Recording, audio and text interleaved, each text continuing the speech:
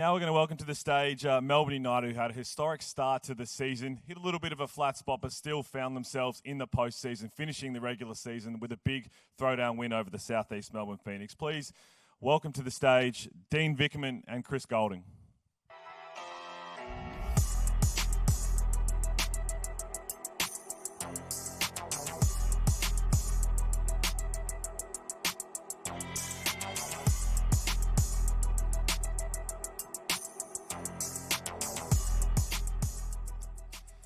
CG, historic start to the season, but again, right now you're preparing for postseason basketball. How do you feel? Yeah, we feel good. We feel like we gained a little bit of momentum and got back to playing more recognisable Melbourne United basketball in that last regular season game. So we're looking forward to just keeping this thing rolling. Dean, can you give us an idea of where the team's at coming off a really good performance to end the season? Do you sort of ride the back of that, or do you sort of say, hey, that's what we can do, however, there's still lots of work that we need to do over here? Yeah, I think the second part of that, you saw within game, in the back end of that third quarter where we returned it over 5 or 6 times and we weren't at our best, but for the majority of that game we were super disciplined in how we wanted to defend. I think we saw more individual creation from different guys with some switching and how we attacked that. So, discipline with our structure, understanding of our offensive system, but ability to go and create shots, when needed. And so, walked out with good confidence about our progress, for the finals. After that game, there was sort of a sentiment that you sort of beat the Phoenix at their own game, crashing their O boards, forcing turnovers, things like that. Do you think that's something that your team can sustain going forward, and that could be part of the identity of this team?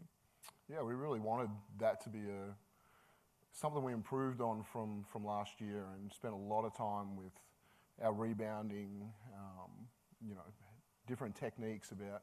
We got into the depths and the weeds of rebounding about how we can be better at it, and for us to come up in a big game with 20 O boards and give us the extra possessions that we needed to win.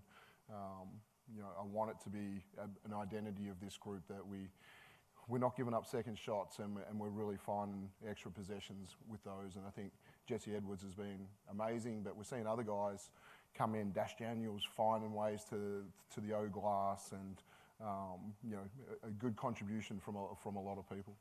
Chris, Dean mentioned the sort of creation that your team can have, especially from obviously Milton and Tyson. What does that do for this team when both of those guys are aggressive and trying to score the ball, and what does it do for your game when those two guys are sort of in that mentality that they were against the Phoenix? Yeah, it's tricky when you get a lot of new players, some new to the league, some new to a system, and when they're not sort of inherently selfish players. They tend to defer or whatever it is, but we've really just been pushing that confidence and that aggressiveness, especially from Tice. He does some things at practice that literally will blow your mind. So just giving him that confidence to come out, be aggressive, get on the front foot, and we can play off that, I think is important for us.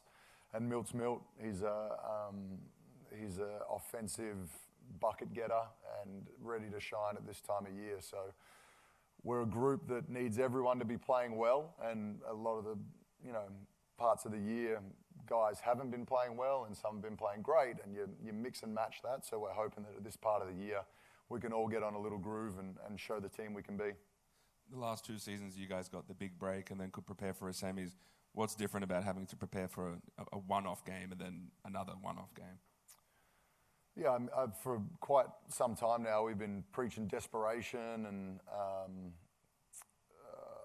attention to detail and how important every possession and game is. So we get to live that now. Never really been a big fan of the play-in tournament. I like the top 4, but turns out this year I love the play-in tournament. Dean, how have you seen Dash Daniels' season, his development? What sort of role do you see him playing in the playoffs? And how important is he to the group? Yeah, I think it was so good to have him, the back end of last year, and just understand our system a little bit better. And I think he's just continued to navigate his first year about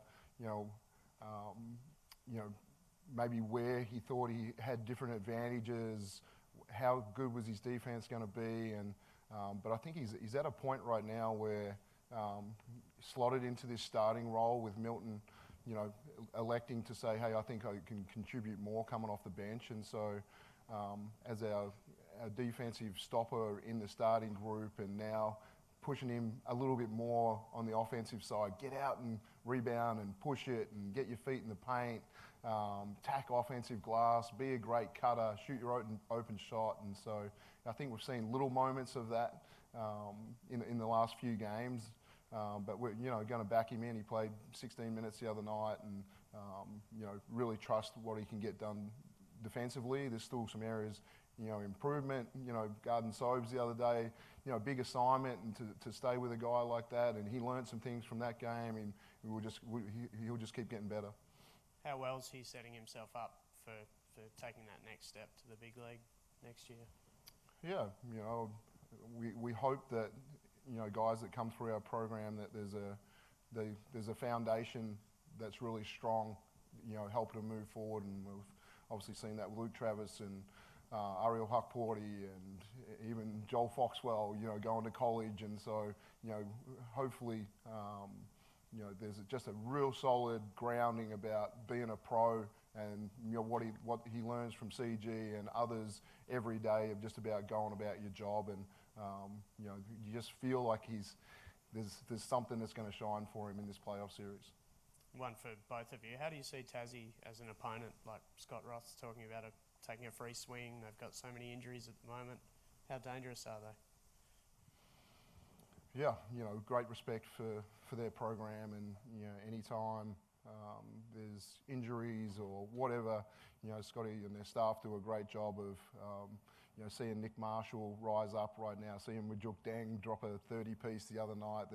They've got weapons there, and they'll have a strategy to go ahead and beat us. And so we walk into this series with nothing but respect for that program and the people that they put on the floor.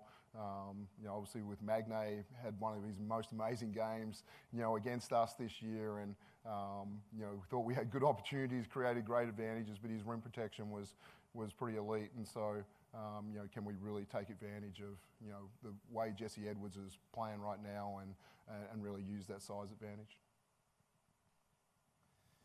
CG, I guess it's a different approach for your United teams usually, where you're the hunted, and now I guess you're going to have to take it the hard way from fifth to if you're going to win the title.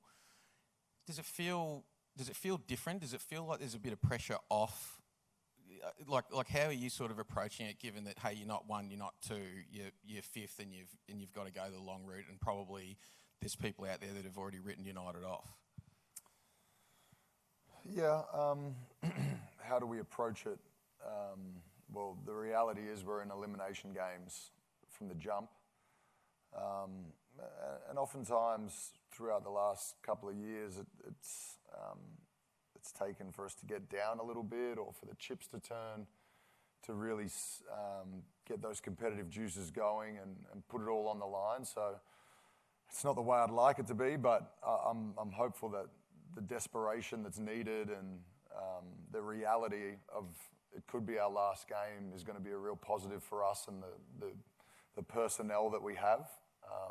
But yeah, feel confident about where we are. You're going to tell me that you don't hear that noise, but Dino, I guess I'm interested in your thoughts of there is that outside noise of I guess the team that goes into each season, hey, title fancies, people picking you to finish top two. You're going also from fifth spot. How do you hear the noise? Do you have to douse it, and do you use it as fuel in the locker room to go, hey, they're telling us we can't win it, let's show them? Yeah, I haven't really thought about using that as a motivating factor right now. We just kind of live where we are, and you say we had a 20-win season. With Shea Ili not playing most of the year, and different things, and you say, well, you probably gave me that at the start. It's like, it's not far away, and you say, yeah, look at to be top 2, was there another 3 wins in there that we could have got this year? And it's like, yeah, we easily could have got another 3 wins, but we didn't. And we're in 5th spot, and we're in an elimination game. And as Chris said, you look at those final series for the last couple of years, and when we had our backs against the wall, it brought out the best in us. And this is a really fun group to coach. At different times, our confidence level hasn't been perfect, but we're really building in that area right now. And I know they just want to keep playing basketball together for as long as possible. Do we have one online before? One online? Yeah, just one from me, Dean. Just quickly. Obviously, you would have liked to finish higher, and you'll only know the answer to this in hindsight, but could it end up being a positive that you have a shorter break? So now you'll have a 13-day break from your last game instead of 20 plus if you finished a little bit higher. So, I mean, provided you win in advance, do you feel you might actually be able to hit the ground running a bit better if you end up playing one of those top 2 teams? Yeah, the FIBA break wasn't great for us last time, and so we want to make sure that there's a different mentality, and it has to be a different mentality for us coming out of this one. And it's kind of good to know who you're playing, and I guess you're sitting in top 2, you're kind of preparing for everybody. We know we've got jack jumpers, and we know, the next game after that, if we're good enough to win it, about whether it's Perth or Southeast. And so, how we prepare ourselves, through this window, obviously Barlow, Tanner Krebs, Tommy Wilson, away with the Boomers, and unbelievable for them. But I'm making sure that my communication is going to be great with those guys about what we're doing every day, to make sure that they stay up to speed and absolutely prepared as possible. Just quickly, Dean, do you have any scope on if Shilly may be ready for this playing game, or is it purely the playoffs, assuming you make it? No, there's the goal is to have him ready for this game, and so he has a checkpoint today with some running. But yeah, I like the way he's moved around so far in the things that he's done in his rehab, and so yeah, if he's ready, he's ready. If he's not, he's not. And so, but the goal is to have him there, and I think a spark for 12 to 15 minutes that can give Tyson a little bit of rest, would be amazing for us. Appreciate both your time. Thank you so much for today, and good luck next week. Cheers.